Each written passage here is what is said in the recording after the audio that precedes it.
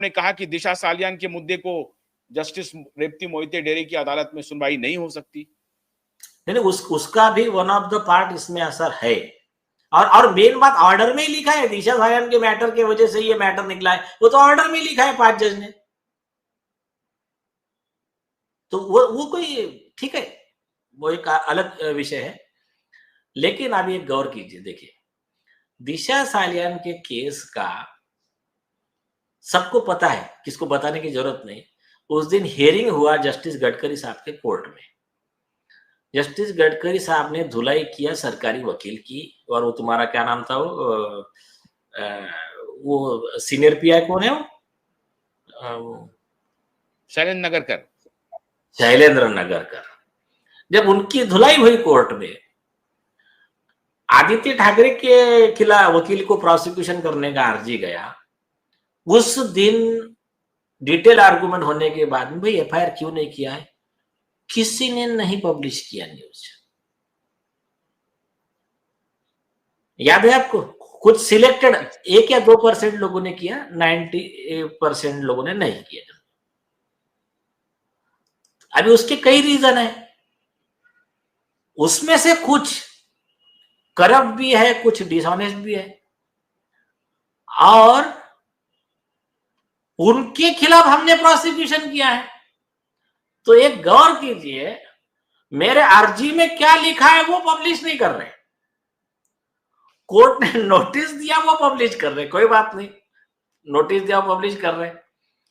मैंने अर्जी दाखिल किया है 300 पेज का, उसमें 40 प्रेयर 50 प्रेयर है कि ये जज के खिलाफ ये कार्रवाई करो, वो करो, उसके बारे में किसी ने पब्लिश नहीं किया। तो आप समझ लो ये किस तरह से ये मीडिया की बेईमानी चल रही है, पर चलते रहता है, आप समझे नहीं। ये ऐसा negative publicity is also publicity, ये तो हमारे फायदे का है। उससे कम से कम कॉग्निजेबल तो हो गए ना, हमारे बारे में लोग लिख रहे हैं कि हाँ देखो नीलेश ओझा को 5 जज ने फिर से कंटेम्प्ट का नोटिस दिया था, विषय आ रहा है ना चर्चा में। तो ये चर्चा में आने के बाद में कॉमन मैन चेक करेगा ना कि क्या है भाई इसका, तब उसको सच मालूम पड़ेगा। तो ये एक्चुअली में हमारे फायदे का है, इसमें कोई गलत मुझे अब क्या है, सिस्टम में करप्शन ज्यादा है तो ऐसे दलाल भी ज्यादा है, बेईमान भी ज्यादा है, चाहे वो मीडिया हो, चाहे वो जुडिशरी हो, या कुछ भी हो। तो जहां सब ऐसे बेईमान लोग हैं तो वो लोग कुछ गलत करते होंगे तो उनकी लॉबी उनको हेल्प करती होंगी, तो उनको अनकंफर्टेबल हो जाते हैं हमारे वजह से, तो वो ट्राई करते हैं हमको दबाने का। लेकिन क्या है, जितना दबाएंगे उतना बाउंस बैक होगा, तो ये चलते रहता है। नीलेश जी, आपके सबूत पर तो मैं आ रहा हूं, लेकिन क्या ये 5 जज जो बैठे थे अपना इतना महत्वपूर्ण वक्त निकाल करके आपके खिलाफ कंटेम्प्ट केस सुनने के लिए और इतना वक्त लगाने के लिए, तो क्या इन 5 जजों की नजर से, उनकी निगाह से वो बात फिसल गई, वो बात गुजर गई? 5 में से किसी ने नहीं ये सोचा कि भाई ये जिस केस में रेवती मोहिते डेरे को का रिक्विजल मांग रहे थे या उनकी बेंच में सुनवाई नहीं चाह रहे थे, वो केस है क्या, उस पर भी थोड़ा नजर डाल लें। नहीं सुनो, देखिए इस बारे में तो कोर्ट ही बेहतर बता सकता है, लेकिन कॉमन मैन का परसेप्शन यही है, आप जो कह रहे, आम आदमी की जो आवाज है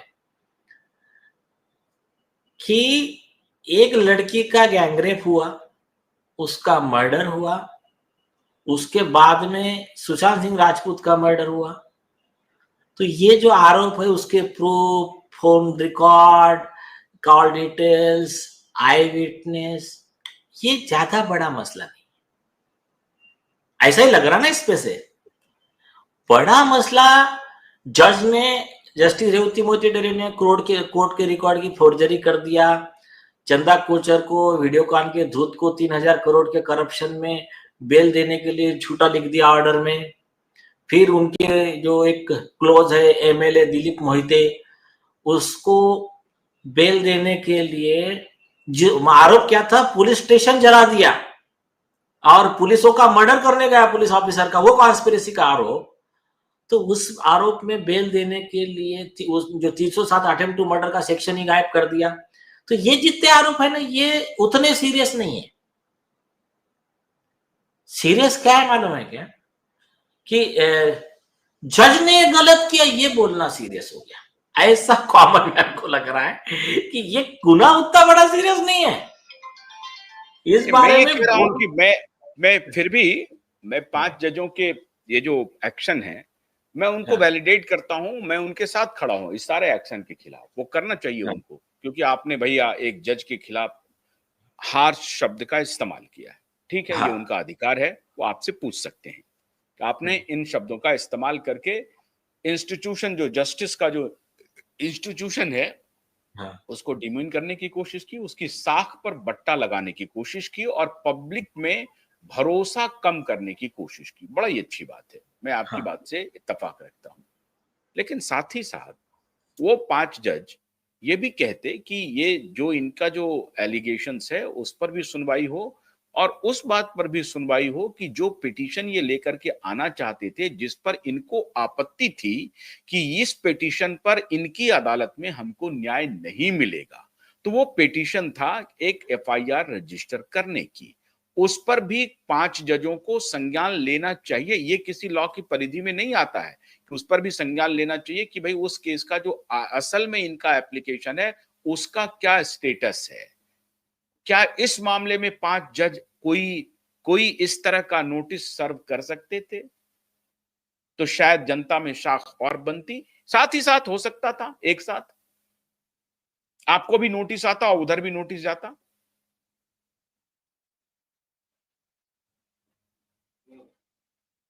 अनम्यूट कीजिए। हाँ, आपकी बात सही है कि उसमें अगर पुलिस को नोटिस जाता, सरकार को नोटिस जाता कि 5 जज हम बना रहे हैं, एक लड़की का गैंगरेप हो रहा है, मर्डर हो रहा है, उसका पिताजी दर-दर भटक रहा है और आप एफआईआर रजिस्टर नहीं कर रहे हो, और हमारे ऑर्डर है, बॉम्बे हाई कोर्ट के ऑर्डर का अपमान किया। उस दिन कोर्ट में बोला ना, गडकरी साहब बोले हम परेशान हो गए शैलेंद्र नगर कर जैसे लोगों से कि जो हमारे ऑर्डर नहीं मान रहे और एफआईआर रजिस्टर नहीं कर रहे। तो ये जो है, तो उसमें सो मोटो कंटेम्प्ट कॉग्निजेंस नहीं लिया।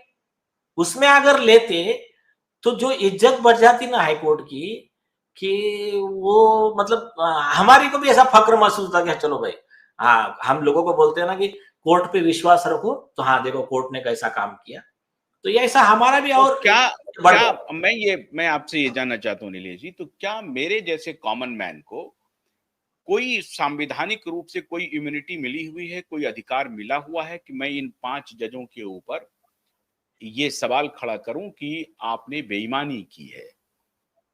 कर सकता हूं, ये अधिकार है मेरे हाँ, जैसे सुनिए, व्यक्ति को? सुनिए, कॉमन मैन को और रिपोर्टर को सिमिलर अधिकार है। कैसे, कितने हद तक? आप बिल्कुल डॉक्टर बाबा साहेब आंबेडकर का एक जजमेंट है, उसके ऊपर सुप्रीम कोर्ट ने जजमेंट बाबा साहेब आंबेडकर का कोर्ट है, उसको कोर्ट करके अभी लेटेस्ट जजमेंट दिया, सुप्रीम कोर्ट के जजमेंट है कि जज ने एखादा आदेश दिया तो आदेश पालन करना एक अलग चीज है, लेकिन आदेश का मैं सम्मान नहीं करूंगा, ये आपका आदेश गलत है, ये बोलने का अधिकार किसी से भी छीना नहीं जा सकता। ये बाबा साहेब आंबेडकर का वर्ड कोट किया अभी हाईकोर्ट ने, और वो करके कंटेम्प्ट का प्रोसीडिंग खारिज किया। तो देखिए, अगर आपको लगता है एक आधा आदेश गलत है, उसको क्रिटिसाइज करने का आपको अधिकार है एक। अब जजेस के कंडक्ट पे अगर आपने इसमें बेईमानी की, आपने इसमें करप्शन किया, ये बोलने के लिए सुप्रीम कोर्ट ने गाइडलाइन दी है कि ये आप नहीं बोल सकते, एक्सेप्ट मतलब राइडर दिया, अगर आपके पास सबूत है तो। अगर सबूत है तो बिंदास बोलिए। मैं आपको उदाहरण दिखाता हूं। जस्टिस यशवंत वर्मा है,